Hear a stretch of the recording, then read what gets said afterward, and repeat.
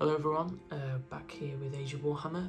My name's Aveinus and I'm back to do another review of the Skaven Battletome this time. Another quick one, try and make it fairly quick for you so it doesn't take too much of your time. Another beautiful book again by Games Workshop. Same artwork though, a little bit disappointing with that from that point of view, and obviously very disappointed that we only saw 2 kits with this release. I was really hoping that they would kind of redo some of the older kits like the Gutter Runners or maybe the Clan Rats, who the Island of Blood Clan Rats are still, you know, reasonably good, and I just think they're a bit too monopose and they need an update. So hopefully that happens in the not too distant future. Maybe we'll see it with the release of the Old World, and a big Skaven update will come then, because although they might tell you that there's a really good range of Skaven models, it's a little bit lacking in some areas, particularly like the weapons teams and things like Gutter Runners. You know, they're very, very old models. You know, in here, you know, it's promoting you to or trying to push you, shall we say, to use you know, Clan Aveinus models, or Clan Mulder models, which are you know, I'm trying to think of the name of them. Not Storm Vermin. What are they called? Rat Ogres. Rat Ogres. They're wanting you to use Rat Ogres, but the models are so old and really not particularly great. So that's my usual negative spin out the way. Games Workshop, redo the Skaven models, please. And we'll get into the book. Again, as you'd expect, it's really nice with beautiful artwork. I imagine this artwork has been in the previous books as well, but it's still very nice. And we've got the obviously a bit of fluff at the top, and then some really nice artwork there with Clan Pestilence fighting the lizard men in Lustria. Excuse me, book's falling off. You know, beautiful artwork, which again is going to be a similar thing to the previous book. I think we're probably going to see a lot of use of the good models in the range, like the Storm Vermin, and like the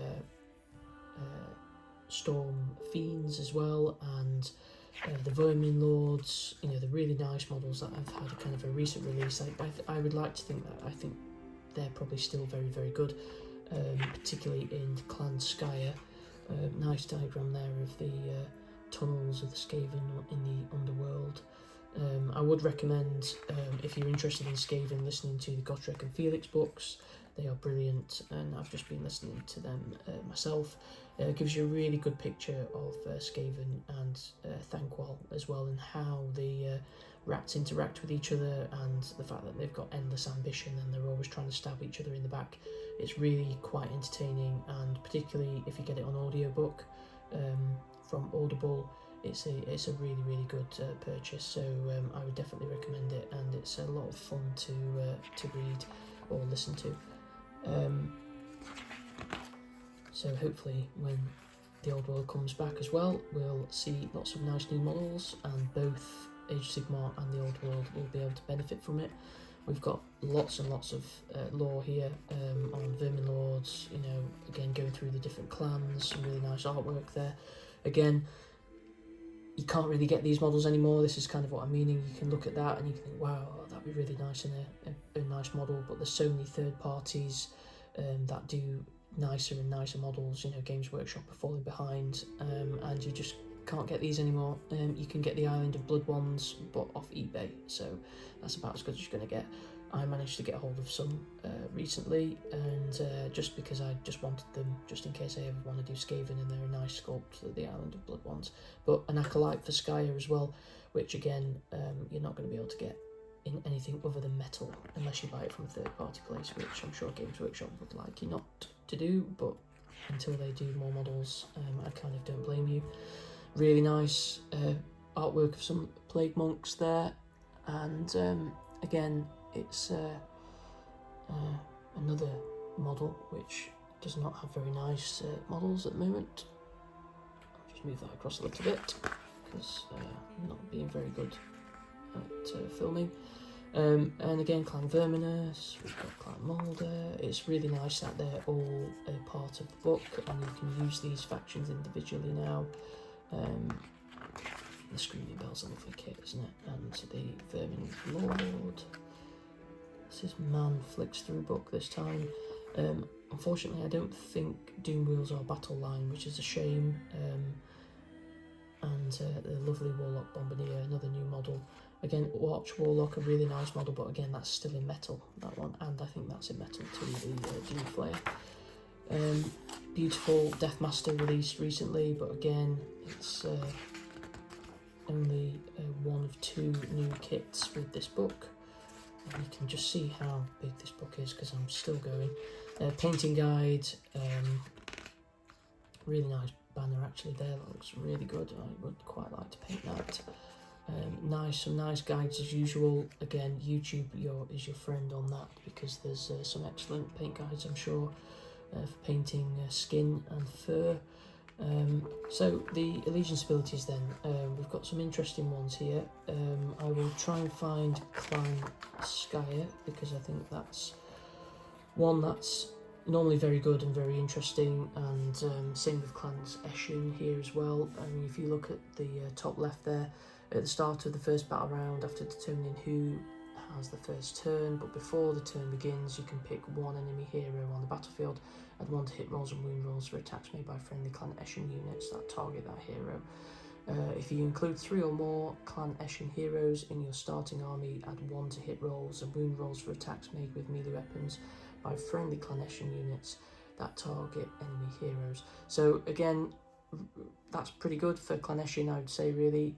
Adding 1 to hit and wound rolls is really strong, and particularly if you're taking those 3 heroes, Clan Eshin ones, which I think is possible to make that work.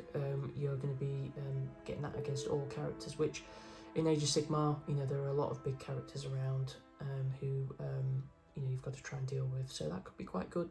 Maybe a bit situational because it's just characters. Klanskaya, as usual, they get the Warpstone Sparks. If you include any Klanskaya heroes in your army, starting army at the start of the battle, before either player starts deploying units, you can roll a d3 and add 3 to the roll. If you include 3 or more Klanskaya heroes in your starting army, you can roll a d6 and add 3 to the roll instead. The result is the number of Warpstone Sparks you receive that you can use during the battle. You cannot use more than 1 Warpstone Spark in the same phase. Each Warpstone Spark can be used once per battle out of one of the following Warpstone Spark abilities. So the first one, you basically get to do some re-rolling casting and dispelling, which is very good, and unbinding rolls, but you might take some mortal wounds doing it. The second one, probably the most important one, is at the start of the shooting phase, pick 1 friendly Klanskaya hero, then pick up to 3 different friendly Klanskaya units wholly within 13 of that hero. You can add 1 to the damage characteristic of missile weapons used by those units until the end of that phase. At the end of the phase, roll a dice. On a 1, that hero suffers d3 mortal wounds. So again, very, very good. Getting +1 damage like in the previous book, I believe is very, very good on missile weapons, particularly if you're taking Storm Fiends. And again, the bottom one, I believe, is +1 to hit and wound rolls on a hero when he's fighting. So very good for Klanskaya again. If we just take a little bit of a look at the command traits. Oh, sorry, knocking the camera there like a professional. Interesting clan traits here. Command traits, should I say. Where are the Klanskaya ones? So you've got one down here, which is if a friendly unit within 13 inches of this general is hiding, a weapon team is destroyed. The hidden weapon team is not destroyed. Instead, before removing the slain model in the destroyed unit from play, you can set up the hidden weapon team wholly within 3 of that model and more than 3 inches away from all enemy units. So again, really good. Again, Klanskaya, add 2 to the number of Warpstone Sparks you can use during the battle if your army includes this general. Also very nice. the third one, at the start of your shooting phase, you can pick one friendly Klanskaya unit wholly within 13 of this general. Add 1 to hit rolls for attacks made with this metal weapon. So again, very, very good, you know, combining that with the +1 damage. I believe they've also got some nice spells, some nice relics as well. Once per battle, at the start of your hero phase, you can pick one enemy unit within 6 inches of the bearer and roll a dice on a 3+, remove that unit from the battlefield. At the end of that turn, your opponent set that up again on the battlefield, wholly within their territory and more than 9 inches from all enemy units. So very, very good again, but you will have a lot of access to that with Skitter Leap and being able to move your army around the board. So that's not a majorly a pivotal one, I would say. Esoteric Warp Resonators, another one for Klanskaya. At the start of each battle round, you receive 1 extra Warpstone Spark if the bearer is on the battlefield. That Warpstone Spark can only be used to carry out a Warpstone Spark ability with the bearer in that battle round. If it is not used before the end of the battle round in which it was received, it is lost. So another way to claim even more Warpstone Sparks, which is also very, very nice. So I don't really want to be Man Reed's book too much here, so we'll have a quick look at the Klanskaya spells as well. More warp power again, do more mortal wounds, add 1 to hit rolls and wound rolls for attacks made by that unit until your next hero phase. So again, another way of adding +1 hit and +1 to wound for attacks with more warp power. Chain Warp Lightning has a casting value of 7, a range of 13. If successfully cast, each unit within 1 suffers more mortal wounds, not so great. And Warp Lightning Shield. Warp Lightning Shield is a spell that has a casting value of 6. If successfully cast until your next hero phase, the first 3 wounds caused to the caster in each phase are negated. If a 4th wound is caused to the caster in the same phase, then the caster suffers 3 mortal wounds and the spell is unbound. The first 3 wounds caused in that phase are still negated. Again, pretty nice spell, I would say. So, got Path to Glory. If you're into Path to Glory, I know one of my friends here at Age of Warhammer is. Got some nice abilities there, quests, veteran abilities, giving this unit can use this veteran ability once per battle. At the start of your movement phase, this unit can fly until the end of that turn. It's pretty interesting. Territories, heroic upgrades. Got a battle plan in there, Tides of Vermin, should I say. Got some War Scroll battalions, very interesting. Match play, we've got some grand strategies and battle tactics, as you'd expect. Love Thanquol, big fan of Thanquol on Bone Ripper. Again, he's got some pretty nice weapons. Crushing Blow is still 6 damage, which is pretty great, and we've got Warp Vibration still doing 3 damage, Crushing Blow still doing 2 damage, so nice hero, 14 wounds, 4+ save, you know, got some nice spell casting ability again. Really quite enamoured by Thanquol after reading the Gotrek and Felix book, so it's very, very nice to see that model front and centre in the War Scrolls. I'm a big fan of the Vermin Lords. I know this edition is going to be about doing more damage with kind of battle line units and Galatian veterans, but you can't beat a bit of Vermin Lord action. So again, same as before really, we've got some nice rules on the Vermin Lord Deceiver. Has he got Skitter Leap? He does, and so again, you know, he can be jumping around the board. Lord of Assassins, you can use this command ability when you pick a friendly Clanessian unit to fight in the combat phase. That unit must receive the command, add 1 to hit rolls and wound rolls for attacks made by that unit until the end of that phase. So lots of ways to add hit rolls and wound rolls in the Skaven army, it seems. Still a 2-cast wizard as well, so that's very nice. and it has a 5+ ward save, which is again really nice, as usual. It'll be interesting to see if the Skaven get a big bump from this or not.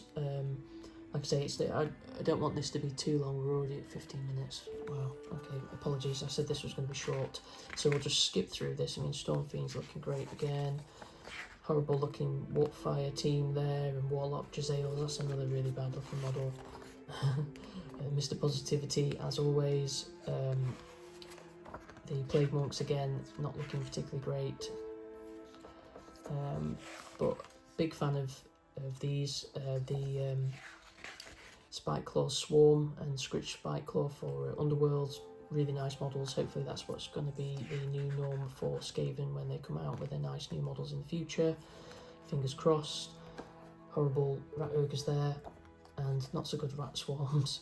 Hopefully we'll see the Hellpit Abomination become a big player in this new Battletome as well. So we'll skip to the back and we'll have a quick look at points. Interesting to see how things will go with that. 105 points for Gutter Runners and Giant Rats. It's nice to see they've not gone too low with those. So yeah, that's the book decided to move a bit too much there at the end of the video. So thank you for watching. Very quick review, I know, didn't go into too much detail, but hopefully you've kind of seen what's in the book and what you might like to pick up with it. I'm a big fan of the Skaven, so I think I'll be looking to use them where I can. In 3rd edition, might do a little bit of Skaven, see if I can actually rustle an army up. But thank you for watching. Like and subscribe to the channel if you want to, and we'll see you next time.